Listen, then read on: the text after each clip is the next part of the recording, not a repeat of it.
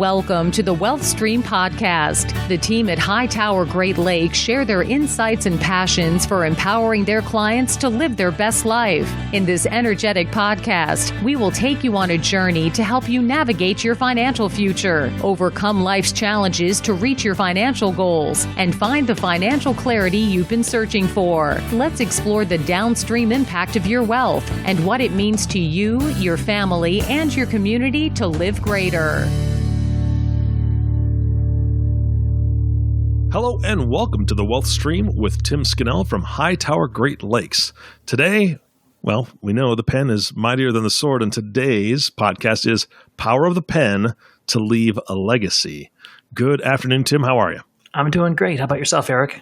Doing fantastic. This is a really interesting title, Power of the Pen to Leave a Legacy. Now, the first thing that comes to my mind is a will, but that probably just doesn't cover it, does it?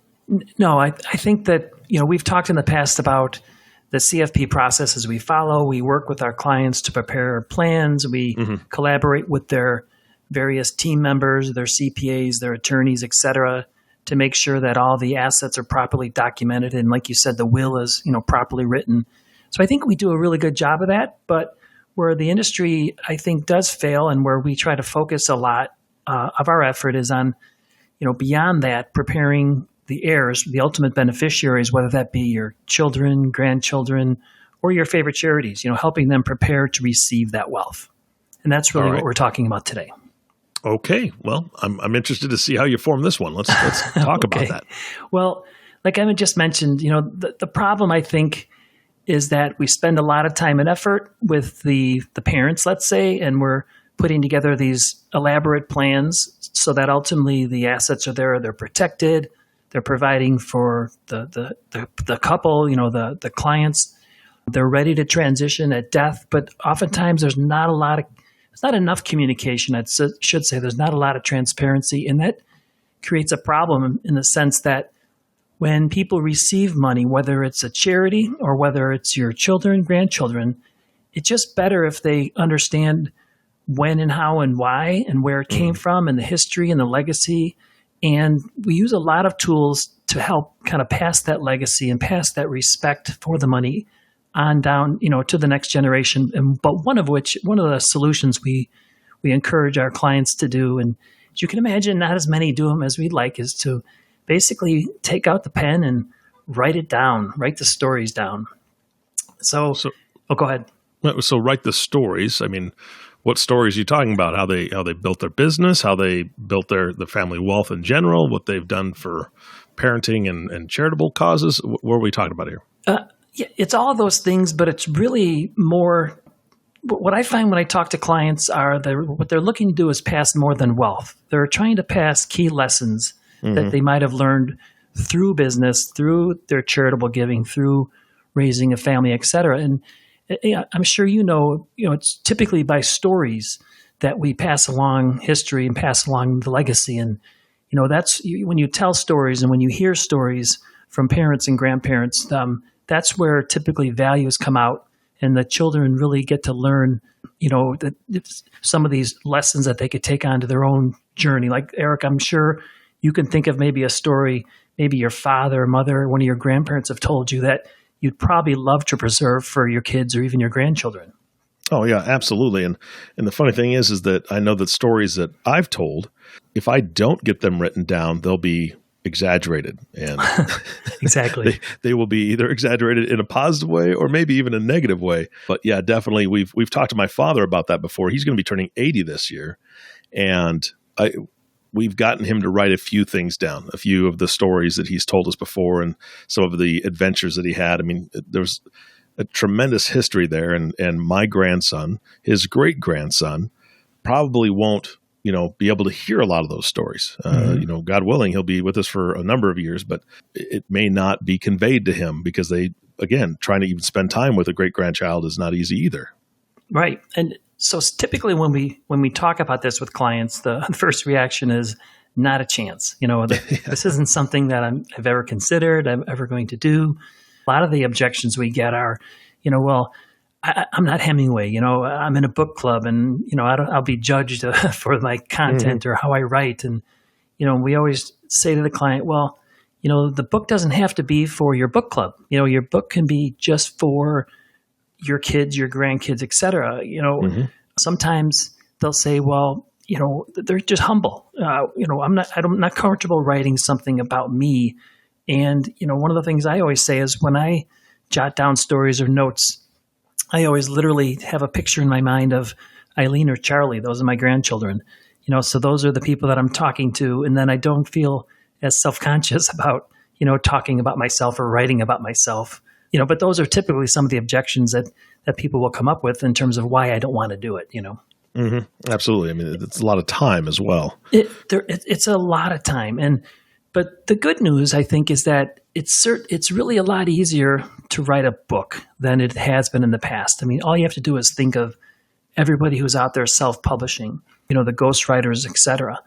And there's just also a lot of practical tips out there that can help you and just guide you along the paths. For example, like one of the action steps that we use, we got from an author. His name's Tucker Max. He's written 4 New York #1 bestsellers, and he also co-founded and wrote this book development company called Scribe.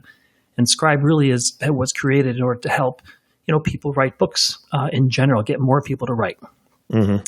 So when we talk to clients, and I'll give you a few examples about why you'd even want to do it.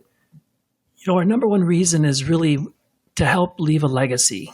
Think about the stories that they had heard as kids from their parents. I was not fortunate enough to meet any of my grandparents.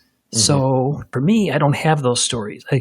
So the only stories I get about them, all 4 of my grandparents came from Ireland, but I don't have those stories. But I'm starting to find some of them through my mom, through my cousins who have gone back in all the genealogy sites and all the information that's out there through letters and things like that. But if they're not written down, I always say some of the best information just passes on when people don't share it, and you'll just never hear it again. Those stories that maybe your grandfather told you, or even your mom or dad told you, they're just going to be gone forever. Yeah, absolutely. And it really is, to me, it would be easy to approach it as just a collection of short stories. Yeah, so I'll give you one example, and this is, I have a lot of what I call favorite families, and this is one of mine. They're clients, and I'm fortunate enough to work for the grandparents, the kids, and now some of the grandchildren. But the grandparents, the grandfather in particular, came over from Germany right after World War II. And there was a point where I believe his daughter-in-law had said to him, he gave him a gift for Christmas and said, here's this, it was called Godfather Remembers, a little book. And at the time, his goddaughter, I think or his granddaughter was maybe 2 or 3. And they said, would you just jot some notes down in there so that, as she gets older, she'll have some of these memories. Mm-hmm. And it just kind of, over time, filled him with this task to record some of the history going back from when he lived in Germany, when he came over to the United States, when he started a business, when he retired and transitioned out of the business, some of the traveling that he and his wife have done, since then. So there's really almost 4 separate stories, and that's how he chose to break it out. So he really, and the neat thing about it too is he really went through and he found a lot of old photos. So he matched up the photos with the stories, and he really just over a 2-year period jotted down a lot of information on notepads. Wow. That's great. That's a great start, great foundation for something that sounds like it turned into quite the legacy. Yeah. And then what he found is he did a little research and he found a ghostwriter that he coordinated or collaborated with, mostly online. So the ghostwriter would, kind of consolidate, rewrite, edit. It was still his writing. It was still his history, but just kind of making it look a little better, right? Mm. And then sending it back and then sending it back and sending it back. And there were points in time apparently where he would write a couple times a week. There was points in time where he wouldn't write for months. But it was a couple-year project, and I could tell you that when it came time and it was all done, he actually chose to print, I believe, 50 or 60 copies. And I was fortunate enough to get one. But these days, like I said, if you said you can self-publish, you can print these bound books. It's actually a beautiful cover, beautiful hardcover. And I keep it on my desk because I think it's just such a great legacy example of a great legacy. So one of the things I think that, going back to legacy and why you would want to do this is, I think it'll help your kids and your grandkids understand, for example, why you might, urge them to save and invest, or why you might consider spending money on experiences and travel. Like in this case, this client, and that it's money well spent. I've also had a client who didn't necessarily write a book, but had jotted down a lot of notes and stories. And to a great extent, a lot of the information in there gives some background as to, about some of the discrimination and the cultural difficulties that they faced when they first came over to the United States. So I think you really learn a lot about why your parents and grandparents do things, which sometimes can really help you out, help you understand them better. Mm-hmm. Absolutely. I mean, just recently, my wife and I, Nancy's family, she's going through the process where her mom is aging and they're she's downsizing. She's, they're working on issues with healthcare. And through the downsizing process, they've also gathered a lot of information. And one of the things that Nancy just got from one of her sisters was all these letters that, I got to get this right, but her father's father, so her grandfather, was getting from his father. So I guess Nancy's great-grandfather was writing her grandfather from Ireland over to the United States about what was going on, in the 1920s when kind of the Civil War and the uprising were all happening, in the Northern and Southern Ireland. And the letters are just really, really interesting. They're just so direct. You read them and they'll say, yes, the so-and-so's cow died and, someone was shot and today the weather was bad. It's just the communication was even so different. You really get a feel for the culture a little better. Yeah. But in that case, Nancy is a great writer. And my hope is that at some point she'll take some of that information and actually put together a really great, either historical fiction or just, some sort of real life book about history. So let me ask you this. We spoke about kind of the direction earlier, but if you are thinking about this, or this is something that you want to leave, how do you choose your audience? Because if you write to somebody too young, you had talked about that a few minutes ago, but if you speak to somebody too young in this, number one, it can take a couple of years to get it done, and then maybe they're older and you want to kind of change how you've done it, but you want it to stand the test of time. How do you choose how to, what age group to write it to, or do you do a progression? Yeah, so I'm a recovering accountant, so I'm not the best expert on writing, but from what I've seen and read and talking to the clients who have done this, in order to make the process as easy as possible. It's like if you ever read that book by Stephen Covey, The 7 Habits of Highly Successful People, one of the habits is, always start with the end in mind. So to that extent, like me thinking of Eileen and Charlie as I'm making notes. And when my mom just for Christmas, I had really, once I read the book by my client, I had asked my mom to just put together some of her stories. And it took a couple of years, but for Christmas this year, she passed out copies to all her kids and grandchildren, just of all the different stories that she was able to write down. So again, in her case, she just typed them out on her laptop, titled different stories, and it wasn't really as organized, but it was great because it was really, really great information about when she was a kid and her father passed away when she was young, and it's just great to get that. So the point I think is that she had her kids and kids in mind when she wrote that. So it was easier for her to tell the story from that perspective, I think. So starting with who you're writing it for, I think is great. And, and part of it is rather than just drop money or drop an inheritance to people after your death, it's just nice to get that information prior to that. So we all kind of have more respect and understanding for where maybe money came from, or I find this a lot with charities. So one of the things that I think are really valuable, I don't necessarily recommend people write books for charities, but if they have a favorite charitable organization, at the very least, they should be writing a memorandum or some history of really why. Because I'm on different boards. I'm on the board of the Boys and Girls Club Foundation locally and here in Porter County, YMCA Plan Giving. And once a year, money is just airdropped. Somebody passed away, and they just left a chunk of cash, and really the Boys and Girls Club doesn't have any idea what the intent was or, where they should spend it. So they spend it where they feel it's necessary rather than for what the client really wanted. That makes perfect sense. Yeah. So it's really something that is not just for clients passing, the legacy to the kids and grandkids. It's also something that we use a lot with, charitable contributions.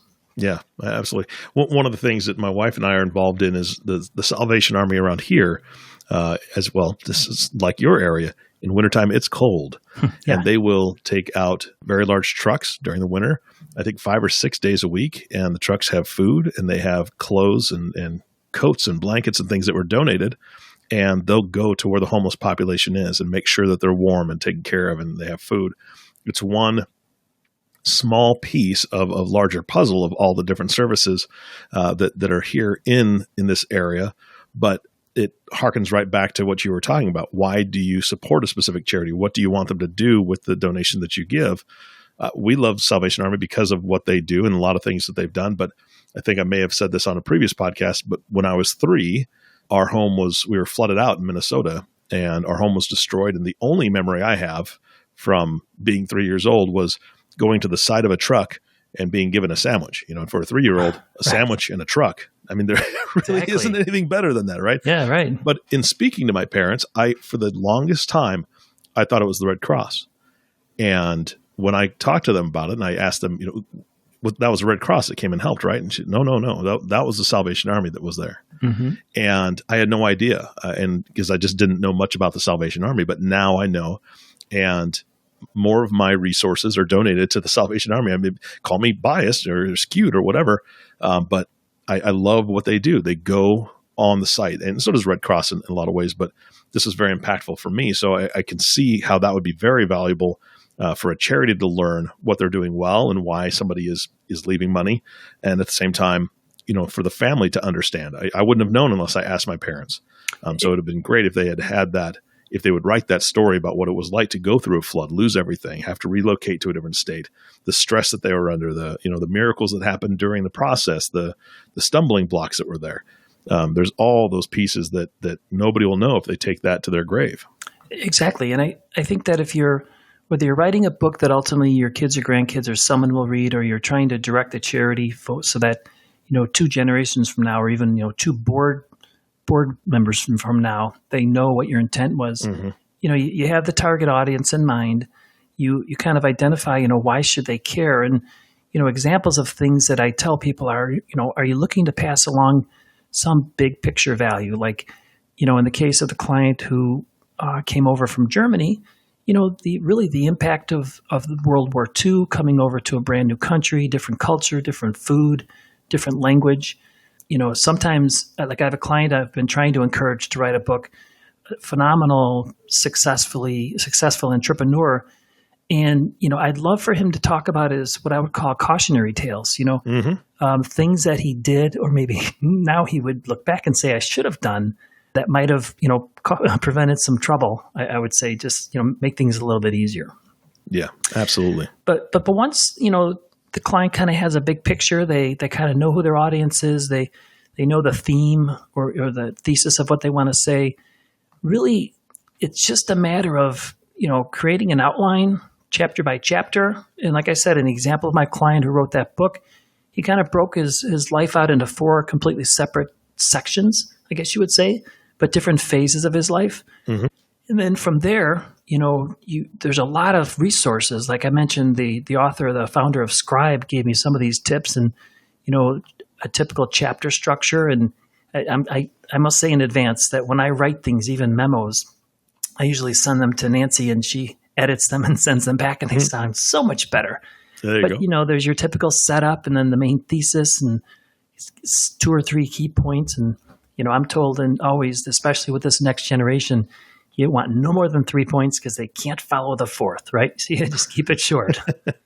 And stories. I mean, everybody loves stories, right? I imagine for thousands and thousands of years, that's how history and how instruction has been, passed along, is through stories. Yeah, absolutely. And then the other key thing I think is what's important is the writing plan. So are you going to do it yourself? So in the case of my mom wrote a lot of stories. She was able to, she's a good writer. She did it on her laptop. She organized it. She printed it off, made a bunch of copies, and then she's done. And that was great. And then in the case of the client, he actually went through the process with a ghostwriter, editor, and wrote a book, and then published a limited number, really just for his audience, just for the people that he really wanted to pass it on to. Mm-hmm. And then for a lot of people, because we're all procrastinators about some things, is it something you want to get done, or is it something you just want to do over time? So even just scheduling it, creating little locations, like maybe going to the library or finding spots where it's easier to write. Mm-hmm. And then nowadays, I guess the last key thing is whether to digitize or not, right? Because that's everything now is being saved somewhere in a cloud. And if you want it saved, in perpetuity or forever, or you want to make sure that your kids who just look on their iPhone and don't really know what paper is anymore, that they're able to read it also. Yeah, absolutely. And I know that you've said it before. You were talking earlier. What about photos, right? And I think that's key. If you have the ability to do that, having photos that would just be able to put some texture, if you will, to the story that you're telling, like the flood story from my parents. If they had a picture of their old house or even the river that went by our house, that would just give me such a whole new perspective of, okay, now I can visualize being there, even though I was there, but I was, like I said, I was 3, it was too small, but my kids weren't there, so they could kind of see what that looked like, what the street that I grew up on for a few years before we were forced out. That would be something I think would be powerful. Do you find that with your clients that they have fun with that? Is that something that they try to do, dig up pictures to give their family some sort of context? Yeah, I think the photos are really important. To go back to the example of the book, there's photos of, the house in Germany where he grew up. Mm. I don't believe he had a photo of the ship he came over on, but he was able to find it, I think, on Google, Yeah. So there's a ship or a picture of the ship he came over on. And then, I think if you reach out, I know I have with cousins, aunts, uncles, my Uncle Jim, he was the guy who was always at parties taking, gosh, I don't even know what they call it anymore, the millimeter film, those old reels. And I don't know if 8 millimeter? Yeah, but they used to, they used to make that noise when he filmed it. That's 8 millimeter, yep. And he was at every party, and he had them all. And I talked to one of my cousins recently, and they were in the process of getting them all, saved somehow on thumb drive. But, the history there is just amazing, because I've seen some of those, and they're just fun, And then to get his context, like his stories, and even as he watches the films and he reminds himself and he gives you more context, that's just invaluable. Yeah, absolutely. I think everybody needs to be looking at the whole digitize or not digitize thought process, because now, especially with the whole cloud thing, that's something that can be shared among family members all over the world. It's something that you don't need to have a physical copy of because it is backed up at different locations as space becomes cheaper and cheaper to get as far as storage space.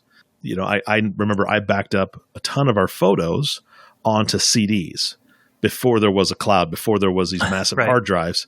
I've got a stack of probably 25 to 30 CDs full of pictures that now I've uploaded in the cloud, and I don't really need the CDs, but yeah, exactly. My kids have access to them. My grandkids will have access to them. It makes it easy to be able to share this kind of stuff among the family.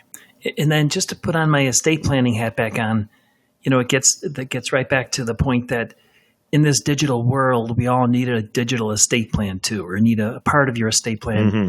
I've had clients who pass away with their iPhone, and really Apple apparently owns all those photos. If they're just in their cloud, so you really need to and if you don't have access or user ID and password, and if you're passed away and there's nothing specific in your mm-hmm. will or power of attorney to go get that, it's a terrible, hard, difficult process to preserve and get those if you haven't protected them in advance. So just I had no idea. That's a great point. Yeah. Wow.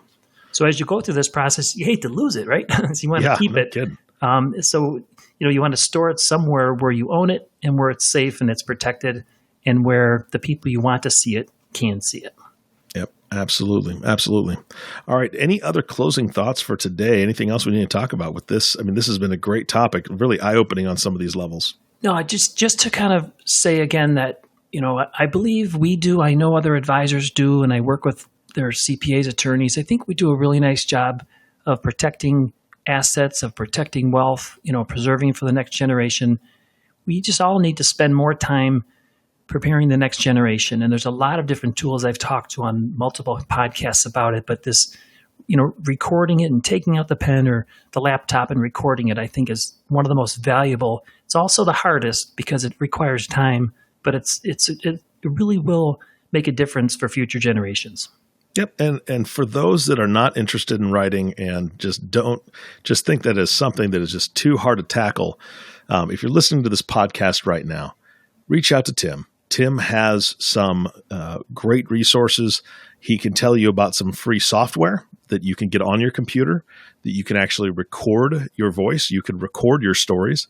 And that would be another great way to be able to just verbally talk to your grandkids or your great-grandkids or the ones that aren't even born yet, just to kind of convey those stories. And you can do it in small, easy chunks with software that's free and easily available online. And Tim will have those resources if you're interested in reaching out to him.